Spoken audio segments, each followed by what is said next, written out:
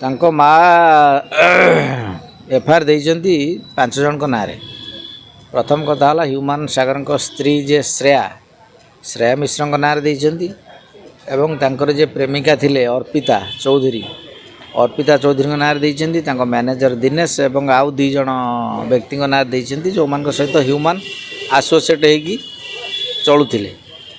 ଦେବାର କାରଣ ହେଉଛି ଏହା ଯେ ହ୍ୟୁମାନ ସାଗର ଆମ ଓଡ଼ିଶାର ଜଣେ ନାମୀ ଦାମୀ କଣ୍ଠଶିଳ୍ପୀ ଥିଲେ, ସେଲିବ୍ରିଟି ଥିଲେ। ତାଙ୍କର ଯେଉଁ ରୋଜଗାର ହେଉଥିବା ଟଙ୍କା ସିଏ ବର୍ଷ ଧରିକି ସେ ଷ୍ଟେଜ୍ ଶୋ କରୁଥିଲେ। ଦିନକୁ 5ଟି 7ଟି 10ଟି ଗୀତ ମଧ୍ୟ ଗାଉଥିଲେ ଷ୍ଟୁଡ଼ିଓରେ। ସେ ଟଙ୍କା ସବୁ କୁଆଡ଼େ ଗଲା? ତାଙ୍କ ମା ଆଉ ସେ ଟଙ୍କା ପାଉନାହାନ୍ତି। ତାଙ୍କର ଆକାଉଣ୍ଟରେ ଦେଖିଲା ବେଳକୁ ଟଙ୍କା ନାହିଁ। ଗୋଟେ ଲକର୍ ଥିଲା କଟକରେ, ସେ ଲକର୍କୁ ତାଙ୍କ ମା ନେଇକି ପଳେଇଲେ କେଉଁଠି ଟିଟଲାଗଡ଼ ସେ ଲକର୍ ଖୋଲିଲା ବେଳକୁ ସେଥିରେ 65,000 ନା 68,000 ଟଙ୍କା ବାହାରିଲା। ତେବେ ଏହାପରେ ସେ ନିଶ୍ଚିତ ଭାବରେ ସନ୍ଦେହ କରୁଛନ୍ତି ଯେ ତାଙ୍କ ଟଙ୍କାକୁ ଏଇମାନେ ହଡ଼ପ କରିଛନ୍ତି।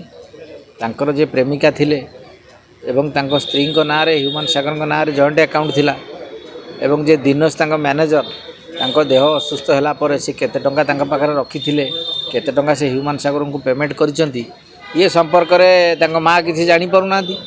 ତାଙ୍କ ମା ଜାଣିଛନ୍ତି ତାଙ୍କ ପୁଅ କୋଟି ଟଙ୍କା ଲକ୍ଷ ଟଙ୍କା ରୋଜଗାର କରୁଥିଲେ। ସେ ଟଙ୍କା ବର୍ତ୍ତମାନ ଆଉ କେଉଁଠି ଅଛି କେହି ଜାଣିପାରୁନାହାନ୍ତି, ତାଙ୍କ ମା ମଧ୍ୟ ଜାଣିପାରୁନାହାନ୍ତି। ଏବଂ ତାଙ୍କ ମୃତ୍ୟୁ ପଛର କାରଣ ଗୁଡ଼ିକ ଖୋଜିବା ପାଇଁ, ତାଙ୍କ ମୃତ୍ୟୁ ପାଇଁ କେଉଁମାନେ ଦାୟୀ ସେ ସନ୍ଦେହ କରିକି ଏମାନଙ୍କୁ ସବୁ ତାଙ୍କ ନାଁ ସବୁ ଉଲ୍ଲେଖ କରିଛନ୍ତି ସେ ଏଫଆଇଆରରେ। ଏବଂ ସେ ଚାହୁଁଛନ୍ତି ଯେ ତାଙ୍କ ମୃତ୍ୟୁ ପାଇଁ ଯେଉଁମାନେ ଦାୟୀ ତାଙ୍କୁ ଉଚିତ ଦଣ୍ଡ ମିଳୁ, କାରଣ ତାଙ୍କୁ ଡିପ୍ରେସନ୍ ଭିତରକୁ ଠେଲି ଦିଆଯାଇଥିଲା। ତାଙ୍କ ସ୍ତ୍ରୀ ତାଙ୍କଠୁ ଅଲଗା ହୋଇଯାଇଥିଲେ, ତାଙ୍କ ଝିଅକୁ ତାଙ୍କ ଦେଖିବା ପାଇଁ ଦିଆଯାଉନଥିଲା। ତାଙ୍କ ପ୍ରେମିକା ଯିଏ ଥିଲେ ଅର୍ପିତା ଚୌଧୁରୀ, ସେ ତାଙ୍କୁ ବିବାହ କରିବାକୁ ପ୍ରତିଶ୍ରୁତି ଦେଇଥିଲେ। ତାଙ୍କ ସହିତ ଯାଇକି ସେଠି କଟକରେ ରାତିରେ ମଧ୍ୟ ରହୁଥିଲେ, କିନ୍ତୁ ପରବର୍ତ୍ତୀ ଅବସ୍ଥାରେ ଫେବୃଆରୀ ମାସର 2025 ଫେବୃଆରୀରୁ ସେ ସାଇଟ୍ ହେଇଗଲେ, ଯାହାଫଳରେ ସେ ଆହୁରି ଡିପ୍ରେସନ୍କୁ ପଳାଇଲେ। ଏଇସବୁ ଅନେକ ଗୁଡ଼ିଏ କାରଣକୁ ନେଇ ସେ ଏତଲା ଦେଇଛନ୍ତି ଥାନାରେ। ପୋଲିସ ତଦନ୍ତ କରିବ, ତଦନ୍ତ କଲେ ସିନା ପୋଲିସ ପ୍ରମାଣ ପାଇଲେ କ'ଣ କରିବ।